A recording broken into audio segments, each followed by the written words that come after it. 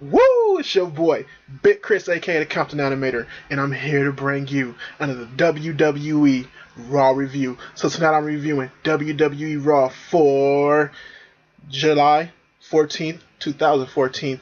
And before I get kicked off into the show, let's start off with a little bit of news. First thing, last night that you can watch the feed pay-per-view. I think I'm posting this video after it, but they did do the best of WCW Monday Night Nitro, and I watched a little bit. I thought it was pretty chill. And I also watched the Monday Night War thing they did from last week. I thought that was really good too. So get the network. They even showing some CM Punk stuff this week. You probably already seen it, but if you haven't, get it, see it. And I think the network is really worth your money. So I'm just throwing this all out there because I really do like the network right now, and I think that it's a good deal for people. And get that shit. I don't want to see this be another thing that it can't work out for the WWE and people just slide by it. So fuck the bullshit. Get the network. It's cheap. Get it. So next, Kenta was fully signed to the WWE TNA roster. They had a whole thing with Hogan and Jimmy Hart in Japan, and they fully brought him on. So I really like seeing that. I talked about a lot of stuff with him and other guys that are potentially going to get signed last week on my SmackDown video. So yeah, I thought that was pretty good. Hopefully he's more of a, what they're doing with somebody like Roman Reigns or any other guy that came from the Indies, like even somebody like Cesaro or a Del Rio. I think even those two guys are having a pretty okay run right now, and at least won the title and stuff like that. So I hope he's a guy like that and not a Yoshitatsu or Sin Cara. And let's get on to the Monday Night Raw review. So first you start off with John Cena coming to the ring. He goes on this whole thing about buying a network, which he should buy. Then he starts going on about his opponents at the Fatal 4-Way. You get Roman Reigns comes out. They both start going back and forth with each other about what happened last week on Raw. And you just basically get them going at each other and arguing and stuff. You get Dean Ambrose who comes onto the mic, onto the screen, and just starts going at these guys, telling them stop arguing, and they need to have a new plan, Operation Beat Down the Authority guys. And basically you got that. Now where this thing really got fun was in the back. These guys just start going at Dean Ambrose, and you get Randy Orton, Seth Rollins, and Kane who just attack Ambrose and just beat the living hell out of him. And they get him just throwing him into the cage and the wall and stuff like that, and just bound him on the ground and stuff. And they get him down, and he just was sitting there looking at them, and they looking at him laughing. And I was like, please say that, please say something I want him to say, please say something I want to say. And he does. He says, he goes and says, "Is that all you got?" And I was just like, oh, Ambrose, I love you, man. That's really cool. I really got hyped for that one. So yeah, they beat him down, and you get Seth Rollins who hits him with the curve stomp, and they end it like that. Which I thought this was a really good segment. The talking parts with Cena and Roman Reigns was okay, but I really did like this beatdowns. And Ambrose was just gold at this part. He's been gold for the last several weeks. So next you get the Miz. Oh, and after that you get all the guys who go in the back and they're arguing with each other and stuff. And Triple H comes and breaks it up and says, "Trust me." So next you get the Miz who comes and he's talking about his face and stuff and how he's a Hollywood star and he doesn't need to be beaten up by Sheamus. You got Sheamus in a little inbox promo saying he's going to kick Miz's head off his shoulder so he doesn't have to worry about his face getting beat up. I thought the promo was okay by the Miz. I really did like that before they got into the match, he says that they're going to put his face on the screen, and it was on the screen the whole match, which I thought that was a nice little heel tactic. The match itself between him and Sheamus was okay.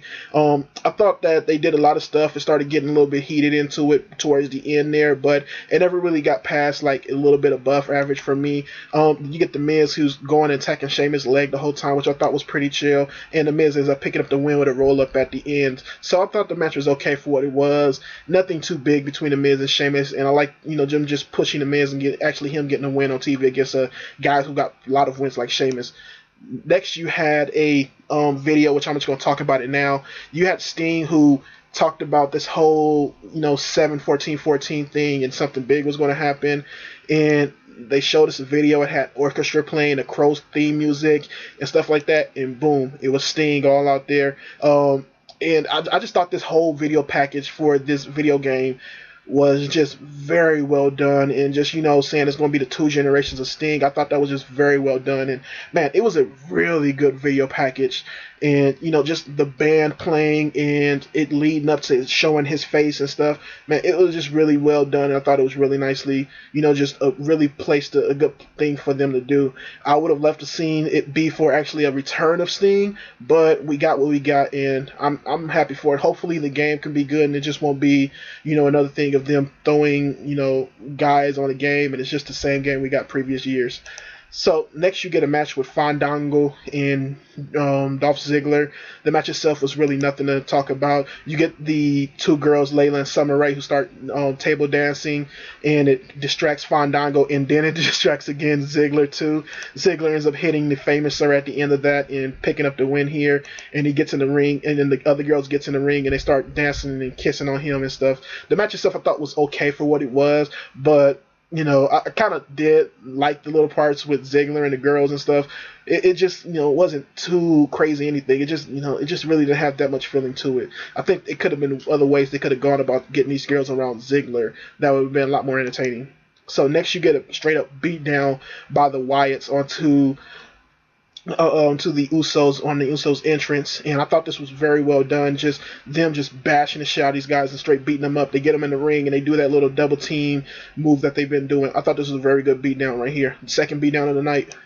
After that, you get Rusev, who comes out with Lana, and Zeb Coulter, who comes out with Swagger, and you get into probably my favorite segment of the night, and it's basically a show of talking. I don't forget what they called it, but a podium standoff. I don't know what the fuck they called this shit. They called it like a decorum or some shit like that. But just Lana starts going crazy and talking shit about America, saying that we won the Revolutionary War, and then like dumbasses, we fought ourselves in a civil war, and it's something that Russia would never do. And she's just going at it. Going at it. You get the whole crowd start popping crazy with USA chants, and she's telling them, screaming, "Shut up!" I thought that was very funny. I like Lana a lot right there in that segment, and just her going crazy with it. I thought just a very fun segment for her. You get Zeb Coulter, who comes back at her, and he's just talking. He's just telling all this shit. They put up Putin on the screen, and she's saying, "Oh, how he's great." He throws up Obama on there. The crowd does half boos, half cheers for Obama, and he says that this is a really good president for us, no matter who he is. We respect our president. I really like that from Zeb Coulter, and he just talks about how he was a war veteran, and he fought for this country, not for somebody else to come in it and do the things that they're doing. I thought both of these guys in this promo was very good. You get Lana, who gets in his face, starts screaming at him, telling him to shut up, he's dumb, and she ends up just slapping the shot of him, and I was like, oh shit. So you get Rusev, who attacks Swagger, and they start going back and forth and stuff, and you get Lana, who starts pulling on Swagger's hair, which I thought was very funny. Zeb Coulter, only thing I didn't like about this was Zeb Coulter got out the ring. I don't like that he didn't like grab Lana or something. I thought he could at least done that and just have not hit her, but just grab her ass, get him off your boy and get her off your boy and stuff. I thought that would have been pretty funny, but you just get Rusev, who starts attacking Swagger and just beating on him, and then he throws a kick. Swagger catches it and gets him into the Patriot Lock, and he just Rusev struggling to get out of it. And I thought this was a really good way. The crowd bursted open for this, and I thought this was just a really good segment. You get the Real Americans standing tall at the end.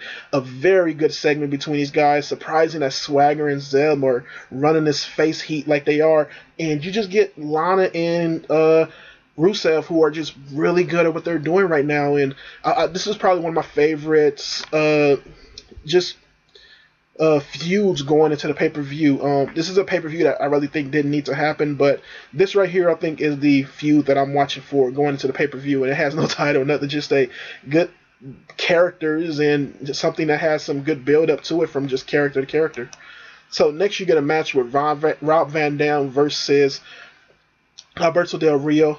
These two have a pretty okay match here. Just a lot of strong kicks and stuff. One point in the match I think was the best point, where you get Rob Van Dam, who gets knocked into the ring apron, and Del Rio goes at him with kicks and stuff, which I thought was pretty fun. The basic match ends up with Del Rio hitting Rob Van Dam with the the arm bar, and Del Rio hits Rob Van Dam with the arm bar, and Dam taps. So okay match for what it was. It I don't think you could have gotten any more out of it, especially for this type of match where you got a guy who's more slower in Van Dam.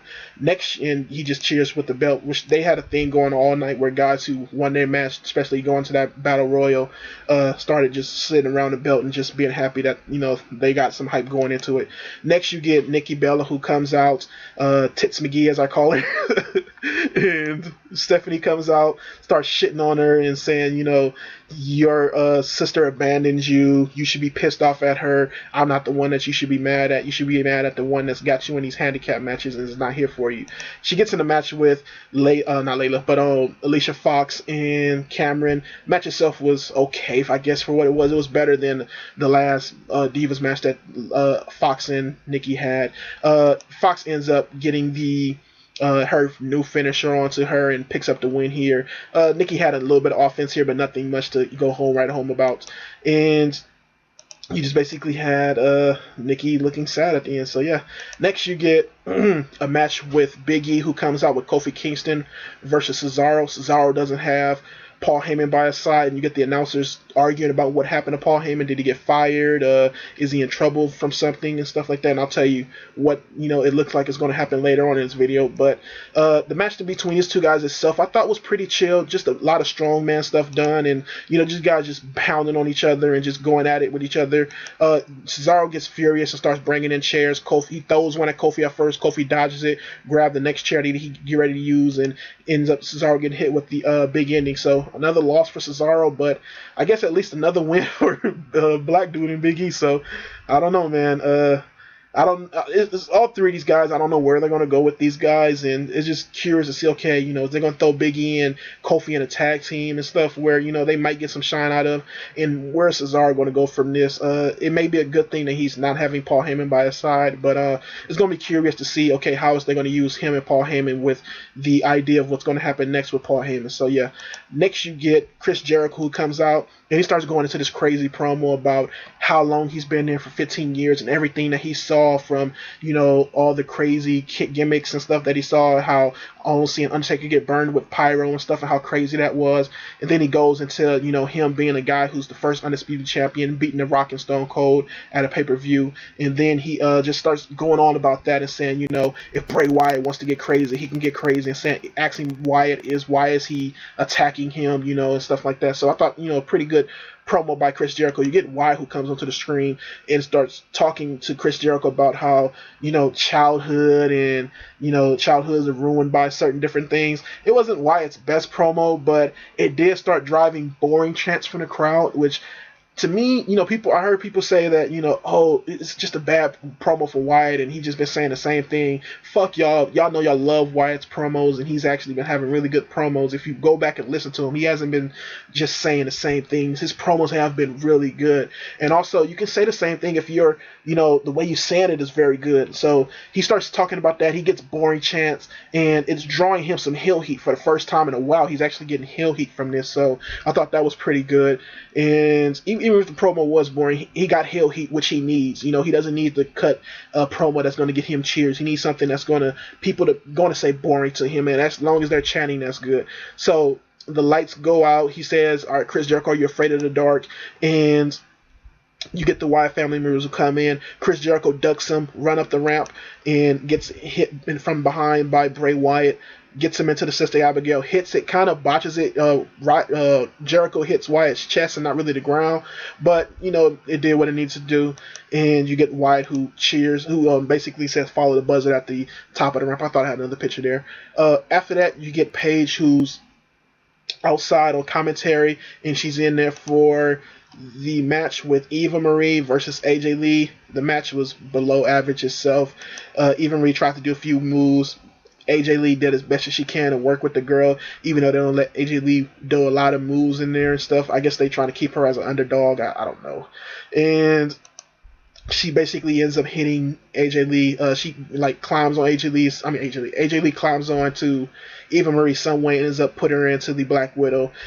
And she taps out. She climbs on the desk and she starts having these kind of war of nice words back with Paige, and just saying how nice her hair is and they can't wait to fight and stuff like that. As far as Paige goes on the commentary, she was okay. Only thing I didn't like was John JBL just kept asking her what she going to be, what she going to stab AJ Lee in the back, which I was like, don't fucking play it too much up to us, You can ask her if they're friends and stuff. Paige just starts saying they're frenemies, which I was like, don't say that. So after that, you get Bo Dallas, who comes to the ring, and he talks about his feud with El Torito and how he beat up a little guy with a big heart, and he says he's now ready to fight somebody who's even bigger with an even bigger heart. Great Khali comes out. They have a match together. Great Khali's just tearing Bo Dallas up with chops in the corner, basically all that Khali can do.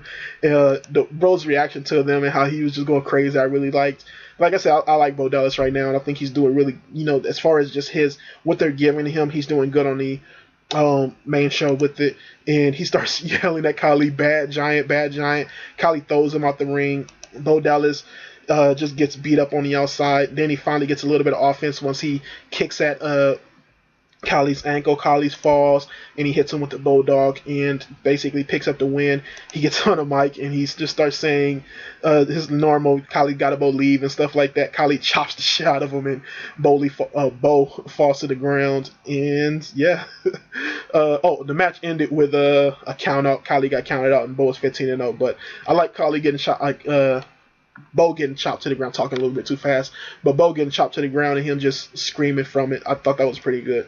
So next you get a Sonic commercial with Damian Sandow. I know this picture is really fucked up, but I had to find the only picture I could find. So you get a Sonic commercial with Damian Sandow. It wasn't nothing to it. Adam Rose made Sandow look like a fool. This is probably Sandow's worst one yet. Yeah, it was really bad. I thought Sandow had a few that was okay, but this was pretty bad. Next you get Goldust and Stardust, who have a promo backstage, and they're just talking a bunch of gibberish to each other.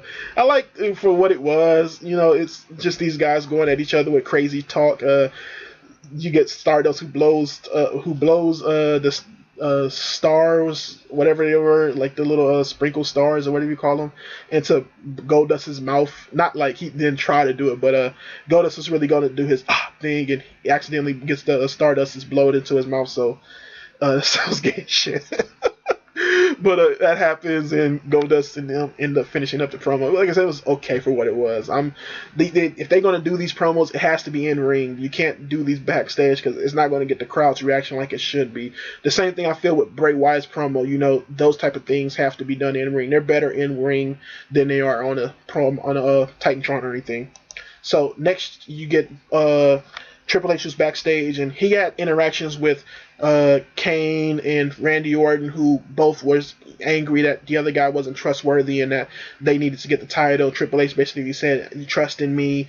Then he had a backstage segment with Seth Rollins, who said that I'm going to be the plan B if those guys don't do, what they need to be done. And after that, Triple H actually got confronted by Paul Heyman, who said that, those guys are arguing and having problems, and you may need a plan C, and that's it. So you have Stephanie say, "Don't trust the guy," and it looks like they're gonna bring up Brock Lesnar as a plan C for probably at the pay-per-view when Cena wins. Brock comes out, destroys Cena, or probably on Monday night, Brock comes out and destroys Cena. So it's going to be interesting to see where they go with Paul Heyman, but I'm not sure if they're going to keep Cesaro with Heyman for now, especially seeing that Brock is going to come back now, but it's going to be interesting to see what happens. Next, you get going to see our main event. You have Ric Flair, who comes out, and he starts just, going crazy and wooing all around Renee, talking about how fine she is, and starts playing up to the Virginia crowd and stuff. And then he goes on to say about what he thinks about all the guys in the that are in the Fatal 4-Way. She asks him which one is his favorite. He says Cena.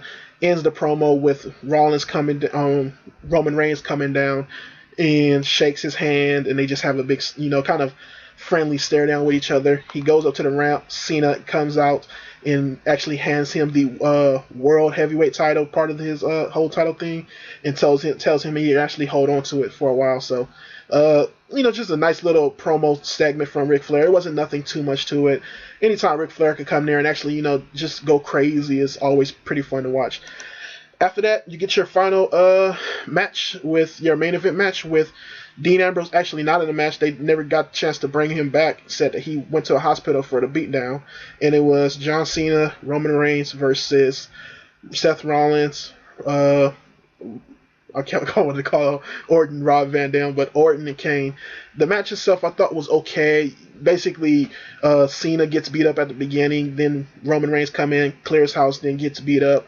Uh, they're trying to get the hot tags in, and Cena's going back and forth with Rollins and stuff like that. Just a typical 6-man or handicap 2-on-3 match, and nothing crazy big to it. Cena was playing injured up the whole time, tried to get an AA on, and just fell over with Kane on top of his back. And it goes down where Roman Reigns gets the hot tag, goes in, starts going crazy on everybody, ends up getting Seth Rollins thrown out.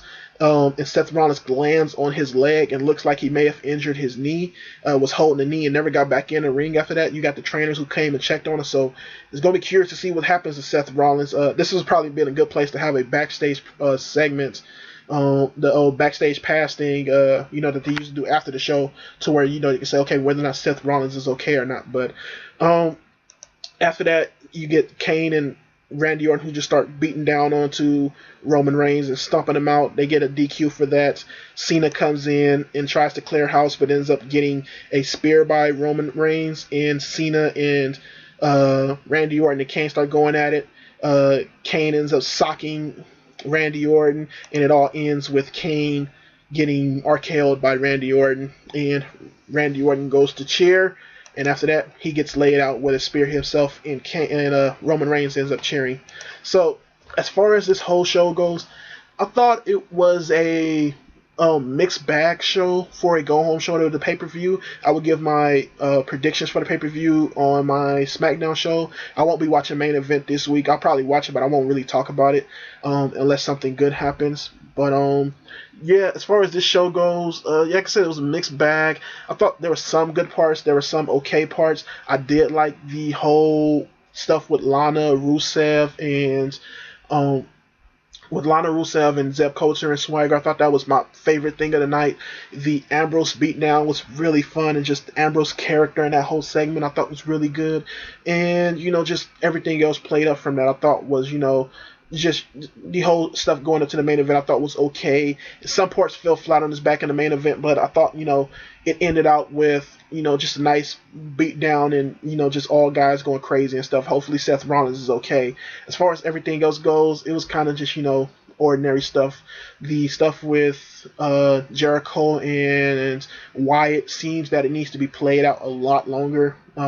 It seems like they're just going into the pay-per-view too quickly. Another reason why I say that this pay-per-view is kind of just doesn't need to be there, because certain feuds like the ones with like this one with Jericho and Wyatt needs to be, just played out between both guys even longer before you go into a pay-per-view match, which I think just hasn't really been done. So yeah, the show was pretty okay for what it was. If I was rated, I'll give it a straight B. It had a mixed bag of stuff, but I think I liked more than I didn't like. I really didn't feel the 3 hours this time. I heard some people really didn't like the show, but I thought it was a pretty chill show. So yeah, thank you for watching. Hit me up in the links down below. Find me on Instagram at Compton_Animator. You can find me on Facebook. I'm on there a lot as Christopher Wallace. And like, comment, subscribe. Peace.